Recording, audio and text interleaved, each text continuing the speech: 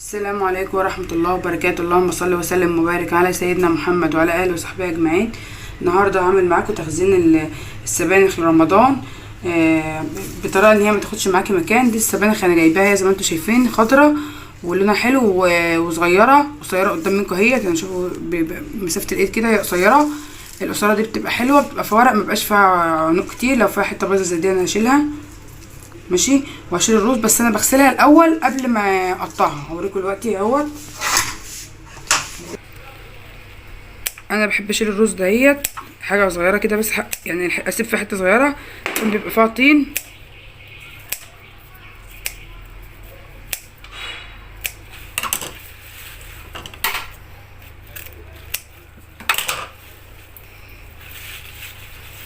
طبعا بنشوفها لو فيها ورقه صفرا من جوه بشيلها.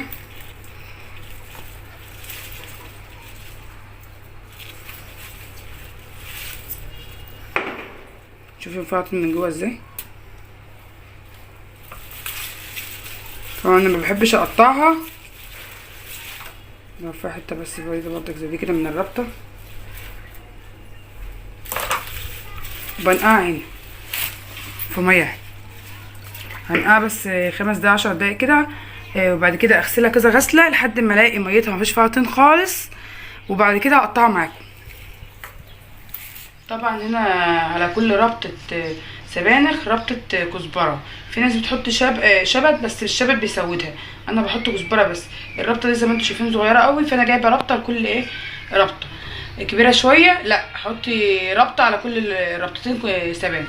وان شاء الله هخزن معاكم كمان البسلة في نفس الفيديو.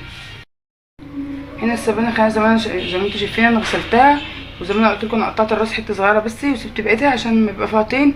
بتخليني اغسل السبانخ كتير. غسلتها 4 5 مرات لحد ما بقت ميتها رايقه. وهقطعها معاكم. والخضره نفس الطريقه هحطها في سكايه تانية وغسلتها 5 4 مرات لحد ما ميتها بقت رايقه. بعد ما اقطعها بردك اغسلها مره واحده زي ما انتم شايفين اهيت.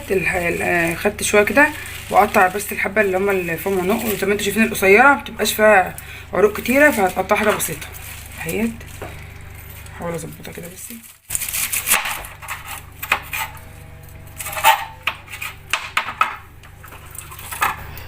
اقطعها معاكم اهوت.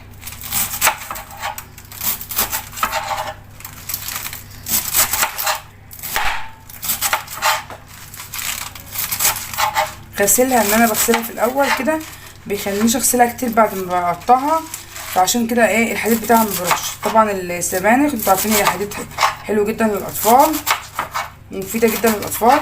وان شاء الله هبقى اعملها لكم باللحمه المفرومه. الاطفال هتحبها جدا مع الحمص في رمضان باذن الله.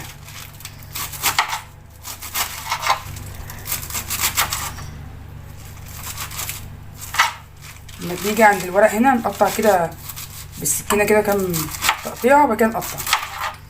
كنت بوريكم ان العروق بتاعتها قليله جدا وبتقطع منها حته صغيره، فلو انت بتجيبيها بالميزان او بالربطه، يعني احنا عندنا بتتباع السبانخ بالربطه. بس لو انت جايباها اللي هي طويله بتطلع منها عروق كتير وبتنزل نصها في الارض، يعني بتترمى. فكده هتجيبي القصيره احسن وبتبقى معاكي بتفرط ورق اكتر. هقطعها كلها طبعا، هقوم شطفها شطفه زي ما انا قلت لكم، وهوريها لكم انا هعملها ازاي على البوتاجاز بحيث ان هي متاخدش معايا مكان. لو انت حابه تخزنيها كده بعد ما بتقطعيها وعندك مكان في الفريزر او الديب فريزر تمام. واكيسها واعملها على البوتاجاز. هوريكم انا عملتها ازاي. السبانخ اهيت انا قطعتها ازاي. بعد كده غسلتها مرتين كمان وحطيتها في مصفى الصفه وهعملها على البوتاجاز قدام منكم دلوقتي. هنا حله على النار طبعا ناشفه، حطيت فيها بتاع 3 معالق زيت كده. هنا كده انا هحط السبانخ.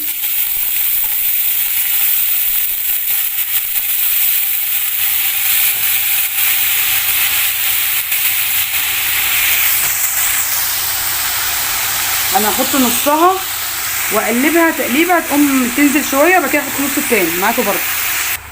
شوفوا اللي تحت دي دبلت بسرعه ازاي.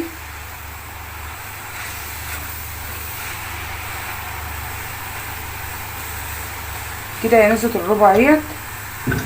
احط كمان شويه.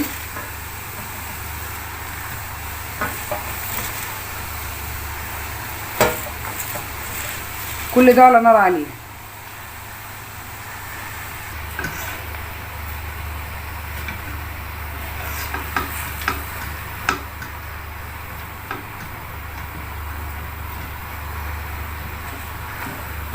هنا بقلبها، بجيب اللي فوق تحت واللي تحت فوق، عشان زي ما انتم شايفين فيه دبلان وفيه لسه اهو، عشان الحله تاخد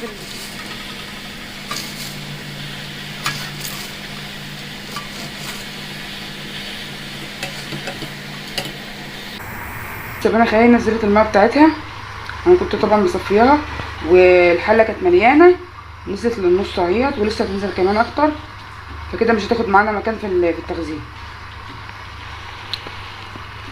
انا يا دوب بس هخلي ميتها تنشف، لان انا عاملاها على نار عاليه كلها من الاول للاخر. ميتها تنشف وبعد كده ايه هحطها في حاجه تبرد، وبعد كده هحطها في اكياس او علب زي ما انت عاوز، كلها زي بعضها. بس لسه فيها ميه هنا زي ما انتوا شايفين اهيت.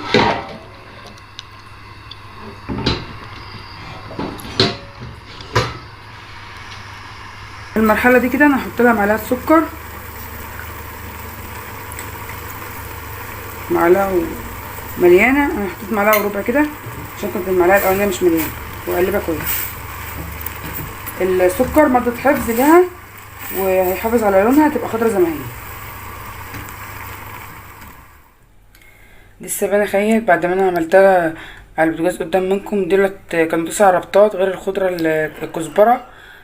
زي ما انتوا شايفين التسع ربطات دولت حوالي 4 كيلو، دولت حوالي 4 كيلو. شوف السبانخ لو كنت انت حطيتهم زي ما هما كانوا محطوطين في المصفى اللي انا وريتها لكم وهي متقطعه، كانت كميه كبيره قوي هتاخد مكان في الفريزر، فكده احسن.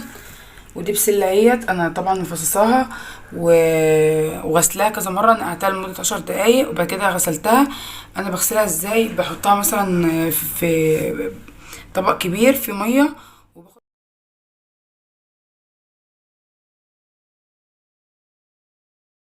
المصفى ديت اخد كل شويه يعني مثلا شويه بسله حلوين كده، واقوم غسلاهم تحت الحنفيه تحت ميه جاريه، واحطهم في بوله تانية ما يكونش فيها ميه، وارجع تاني اعملها كده لحد ما اخلص البسله، واقوم جايه ايه غسلاها نقعها كمان غسلاها كمان مره، وشطفها بنفس الطريقه ان انا بشطفها في المصفى تحت ميه جاريه. وهنا الجزر ده انا قشرته بالمقشره، وقطعته مكعبات زي ما انتوا شايفين اهيت، واحط الاتنين مع بعض. ممكن حبة يتعمل بسلة كده زي ما هي ماشي، حبة تعمليها بردك بمعلقة زيت على البوتاجاز، بتبقى حلوة بردك جدا ان انتي تشوحيها. وبيبقى العلب دي بتبقى مثلا جاي فيها جبن، جاي فيها حاجات، فانا بغسلها وعينها مقفولة تبقى ايه نضيفة. ممكن احط فيها اي حاجة خزينة.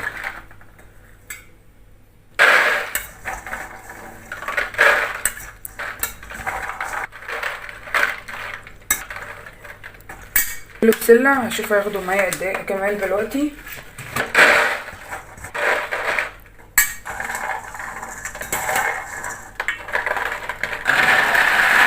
زي ما انتوا شايفين انا عبيت البسلة على 4 علب، دول 3 كيلو بسلة. والجزر انا قطعته مكعبات صغيرة وحطيته في بردك في 4 علب، بس طبعا انا مش حاطط الجزر ده على البسلة كلها، بيبقى عندي في الفريزر، بيبقى لو جبت بسلة تانية. هنا السبانخ انا قسمتها بنص زي ما انتوا شايفين في الطبق اهيت، وحطيتها في طبقين، واحطها في الفريزر بردك، وهبقى اعملها لكم ان شاء الله في رمضان باذن الله. كل سنه وانتم طيبين، رمضان كريم عليكم وعلينا، اللهم بلغنا رمضان. وهنا السبانخ اهيت انا حطيتها في علبتين زي ما انتوا شايفين، وهنا البسله اهي والجزر كده. الفيديو انا خلصت معاكم تخزين الخضار بتاع رمضان باذن الله، ان شاء الله هطبخه معاكم. وكنت مخزنه قبل كده على القناه القلقاس والثوم، يا ريت تشوفوهم بردك، هتعجبكم طريقه التخزين ان شاء الله. السلام عليكم ورحمه الله وبركاته.